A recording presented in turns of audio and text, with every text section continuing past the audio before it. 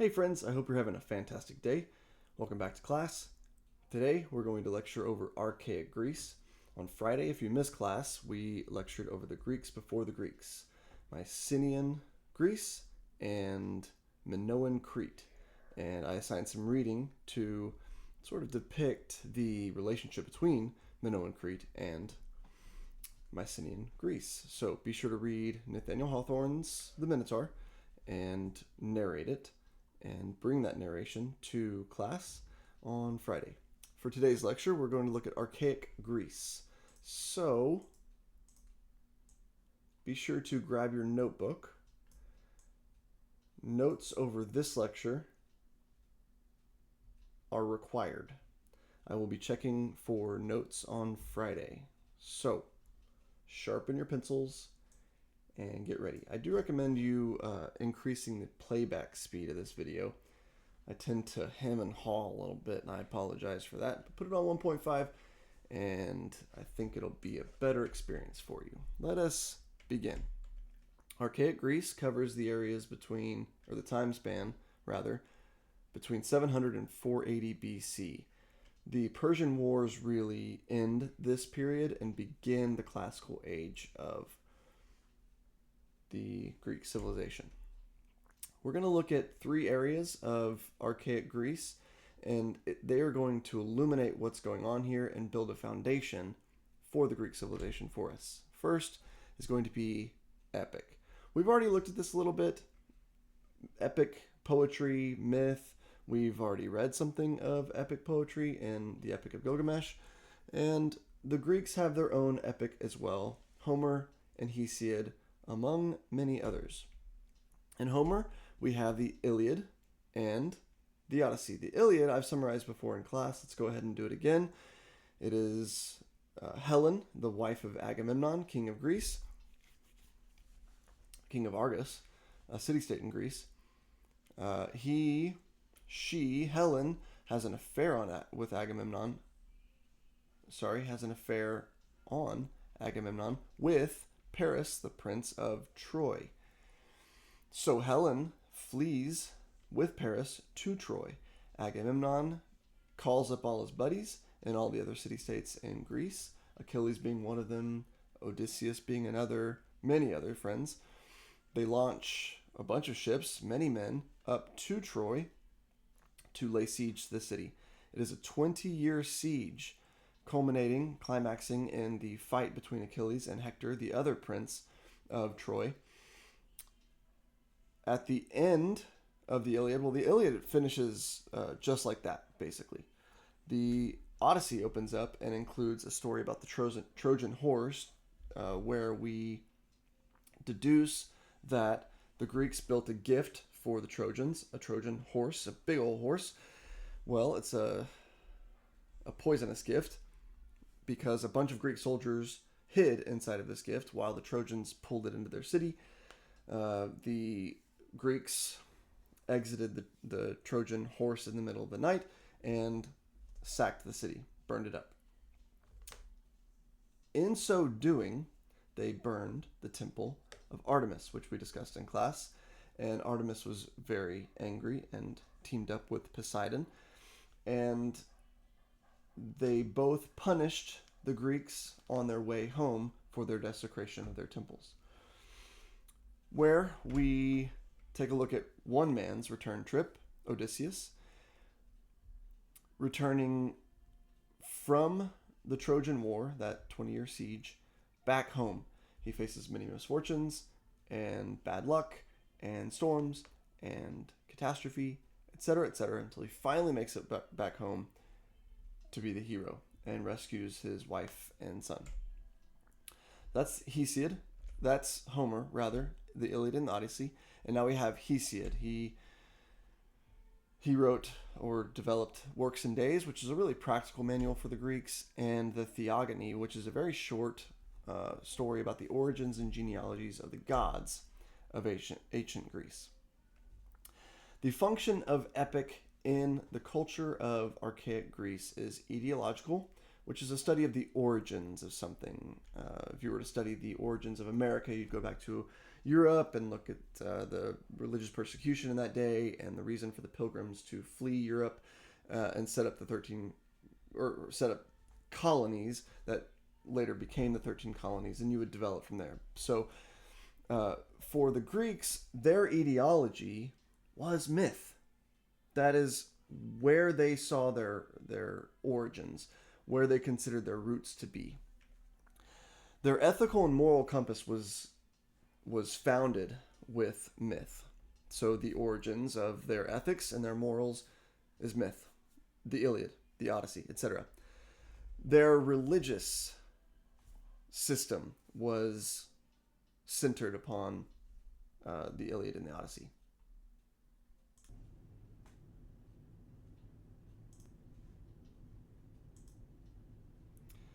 All of this myth served several purposes in Greek civilization. Number one, myth served an ideological purpose.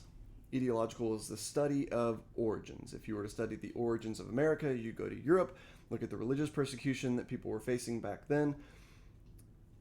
They fled that religious persecution and set up colonies in America. Those became over lots of time, the 13 colonies, and on and on and on. Those are the ideological studies of America.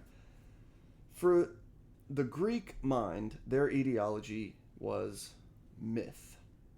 For them, it was truth. So they came from this story, the Iliad, the Odyssey, the Theogony, etc. Theseus, the Minotaur, Perseus, Medusa, etc., etc., etc. That was their ideology. That was what they thought of themselves as originating from. These myths also served an ethical and moral purpose. It told them what was right and wrong, etc. Served a religious purpose, told them who the gods were and how to honor them. Served a practical purpose of what to do in life and the examples to follow. And really importantly, it codified their language. It was recorded, their language was recorded in the Iliad and the Odyssey and etc. And so reading those things helped fortify the Greek language, sort of like a grammar textbook for them. So all of this built the culture of the ancient Greek society. Then we look at the polis. The polis was formed right around this age, this Archaic age, and the polis is fundamental to understanding the Greek culture. The polis is a Greek word that simply means city-state. It's a hyphenated word, city-state. It is a city which is itself a state. It's an autonomous entity. It has its source in the Dark Age oikos. The Dark Age precedes the Archaic Age. Oikos is the Greek word for home.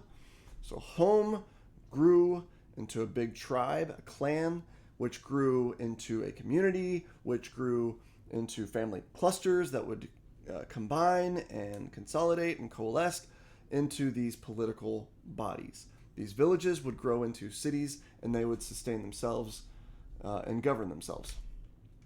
So here is a depiction of a city-state with all the homes and all that.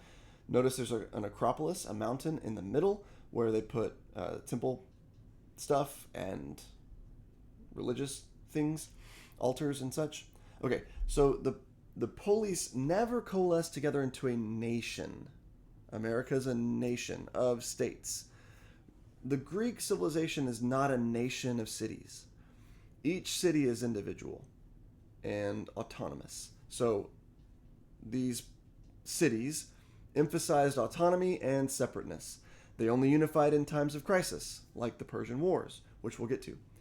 So there's Athenian, there's Theban, there's Lacedaemonian, there's Corinthian. Okay? What binds these cities together? Well, they're united in culture, language, myth, religion, etc., what we just talked about, but they're distinct in politics. One city-state might have a king. One city-state might have a democracy, etc. So, united in culture, distinct in politics. Elements that are common to each polis, they're autonomous. There's a gymnasia in the city. Again, gymnasia comes from the Greek word gymnos, Gymnos, which means naked or nude. The relationship between naked and gymnasium is that the men would go to the gymnasium to work out and to fight and to race and to wrestle naked. The agora is the marketplace of the city. The theaters where festivals would take place, drama would take place. The Acropolis is a mountain, Acropolis. Walls of the city, temples in the city, on the Acropolis and elsewhere. Coins. Every city had its own currency and coins, usually out of precious metals like silver. They had the festivals, annual festivals, many annual festivals per year, and slaves. Every ancient city had to have slaves. It's one of those necessary elements to it. So a polis is crucial to understanding the Greek civilization. The other thing we're going to look at that occurred during this archaic age is trade and colonization. All of the red on this German map, it was a really helpful German map, and there's not an English equivalent, so bear with the German. Everything in red here is a Greek city-state, a Greek colony. Okay? We're going to zoom in a little bit. This is Hellas. Hellas is the Greek word for Greece. This is Greece. These are all the city-states in Greece. Not all of them, but many of them in Greece. And then notice these islands. These are colonies. All of these up here are colonies. The Greek civilization has colonized the western coast of Asia Minor, the southern coast of Asia Minor, the northern coast of Asia Minor, all around the Black Sea, the Fertile Crescent here, and even Egypt and North Africa here. Lots of Greek colonies. During this archaic age, the Greeks began to colonize the Mediterranean and the Black Seas. But why? Why colonize? You have to consider the location of each colony. Well, you have to consider the location of Greece itself. The terrain of Greece is not great. It's not crazy fertile. It's very similar to the Texas Hill Country. If you've ever been to the Texas Hill Country and hiked, there's lots of rocks everywhere. It's a very rocky terrain. It's very hard to cultivate. It's very hard to find a fertile land where you can grow some crops. Greece is the same way. When Greeks went out to colonize, they founded coastal cities with large agricultural fields and fertile, well-watered soil. The rocky terrain in Greece and the population growth put pressure on a Greek population.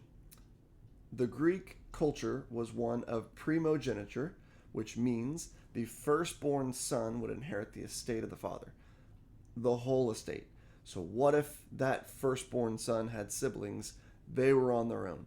The women would marry other men, right, and have their estate with them. The men, what would those men do? They would not inherit the estate of their father, so they would colonize. And they would move away to find fertile fields and colonize there.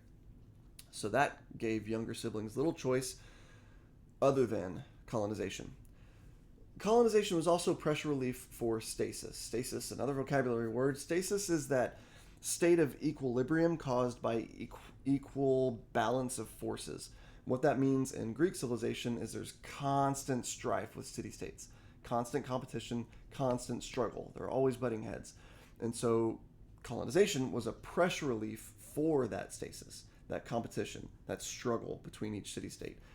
So that's why we colonize, and that's why the Greeks have colonized all these other areas. Okay. Here is an excerpt of the Odyssey. Here, Odysseus is telling his men about this territory. He found an island in his adventures off of the island of the Cyclops, and he wants to describe them for the Greeks and encourage them to go colonize it and go colonize islands like it. Now, off their harbor there lies a wooded and fertile island, not quite close to the land of the Cyclops, but still not far. It is overrun with wild goats that breed there in great numbers and are never disturbed by foot of man. For sportsmen, who as a rule will suffer so much hardship in forest or among mountain precipices, do not go there. Nor yet again is it ever plowed or fed down, but it lies a wilderness, untilled and unsown from year to year, and has no living thing upon it, but only goats. For the Cyclops have no ships, nor yet shipwrights who could make ships for them. They cannot therefore go from city to city or sail over the sea to one another's country as people who have ships can do. If they had had these, they would have colonized the island, for it is a very good one, and would yield everything in due season. There are meadows that in some places come right down to the seashore, well watered and full of luscious grass. Grapes would do there excellently. There is level land for plowing, and it would always yield heavily at harvest time, for the soil is deep. There is a good harbor where no cables are wanted, nor yet anchors, nor need of a ship to be moored. But all one has to do is to beach one's vessel and stay there till the wind becomes fair for putting out to sea again. At the head of the harbor there is a spring of clear water coming out of the cave, and there are poplars growing all around it. This is from Homer's Odyssey, Book 9. This is propaganda. This is someone being a salesman for a different island and really glazing it up, as the kids say these days, making it seem perfect, right? And so that kind of encapsulates the yearning that was given to the Greeks to go and colonize and find more fertile area. In these colonies, cultural contact with other cultures took place. And we're going to look at the cultural contact between Greeks and Phoenicians. As the Greeks colonized, they brushed up with other civilizations and engaged in that were themselves engaged in colonization. And most notably, most importantly, was the formation of the Greek alphabet. There's this group of people, they're called the Proto-Sinaitics. They came before the Sinaitics. The Sinaitics were Hebrew people, named after Mount Sinai. The Hebrew people going to Mount Sinai and hearing from God and receiving from him the Ten Commandments. So the Proto-Sinaitics, a people, were migrating from Egypt to the Fertile Crescent, which is the area that became Israel and Palestine and the Levant and the Fertile Crescent and all that. Not the Fertile Crescent, but the more western. Anyway, as they were migrating, they remembered Egyptian hieroglyphics, but didn't know the vocabulary, didn't know how to read it. And so they converted Egyptian, over lots of time, they converted the Egyptian hieroglyphics to letters that corresponded to phonetic sounds. That is a crazy innovation. Here we have the first letters from the Phoenician script. And these are reduced pictographs that now correspond to phonetic sounds. And here is the Phoenician alphabet that has no vowels in it, by the way. And this is morphed into the Greek alphabet. So here's an example of how this all happened. Here we have the hieroglyphic, the Egyptian hieroglyph for eagle. It is a pictograph of an eagle, where the picture itself is the vocabulary word for eagle. This is crudely represented as like a Z kind of thing, or a sideways A kind of thing. And then the Phoenician script is that sideways A. But it didn't mean eagle. It meant ah. Crazy. The Greeks adopted it, and it became their letter alpha. And on and on and on. The crane became B. The throne, a seat, became G, which is wild. And so converting a picture of a vocabulary word, a picture which was a vocabulary word, into a phonetic sound of the mouth, wild innovations. And the Greeks have adopted this from the Phoenicians in these colonies. Where does Greek writing first appear in this archaic age? In the colonies. Almina is in the Fertile Crescent. No, I keep saying that. It is in the Levant, which is modern-day Syria. It turns up in Pithecusae, which is a trading town off the coast of Italy, and in Naples, which is on the coast of Italy. And what did the Greeks decide to write down with their newly formed language? Beside the trading records, they record Homer and Hesiod, the most important stories known by them. So, in these colonies, they come in contact with other cultures, most notably the Phoenicians, which give them an alphabet. They also learn from the Phoenicians vase painting. And on these vase painting, you guessed it, they painted myth, Homer and Hesiod. And these are actual vases that were unearthed from these ancient sites. So, that's Greek trade and colonization during this Archaic Age. We are going to take a look, though, at two city-states, two very notable city-states, the city-state of Delphi and the city-state of Olympia. First, Delphi. We're going to see here the map of the city and how there's a theater, just like every other polis. There is a temple, just like every other polis. And I want to zoom in here to the Temple of Apollo. Again, bear with the map. It's in Spanish. Here's the temple to Apollo, and here is the altar. Here's the deal. The oracle at the Temple of Apollo is a woman, and she would go into the altar, which was a cave, a subterranean little cave that she would go down into and receive an oracle from the god Apollo. She would be consumed by the god and would be given a vision, a prophecy, which she would emerge from the cage and then share with whoever was asking for the prophecy, whoever was paying for the prophecy. So here is the ruins of a temple in Delphi. Here's the theater in Delphi, and can you just imagine being here, looking at the actors performing the play, but also all in front of this beautiful valley. And here is some more ruins from Delphi. This is all Delphi. And Delphi was considered by the Greeks to be the navel of the universe. We know the navel to be our belly button. And the Greeks knew this as well, that the belly button and the umbilical cord was the navel of the universe, the whole universe. The gods, in building the universe, fed the universe by means of an umbilical cord going to Delphi. So for the Greeks, Delphi was a meeting point with the gods, most notably Apollo, who would give his guidance to the Greek people through the oracle at Delphi. Here is a model of the city-state of Delphi. Here is the gate, the city gate. You travel up past the temples here and other such areas, and you get to the temple of Apollo. Here is where the altar is, where she would go down into the cave and hear from Apollo, and here is the theater. Quite cool. All right. There's very particular worship that went on here at Delphi. Other temples at Delphi would be a simple sacrifice, but at Delphi, Apollo spoke through the priestesses. Enthusiasm, comes from the Greek words in, theos, and ousios, which means the spirit or the presence of the god is in one, in the oracle at Delphi, in the person who's excited. And the oracle gave a cryptic prophecy. The word from Apollo would never be clear-cut or cut and dried.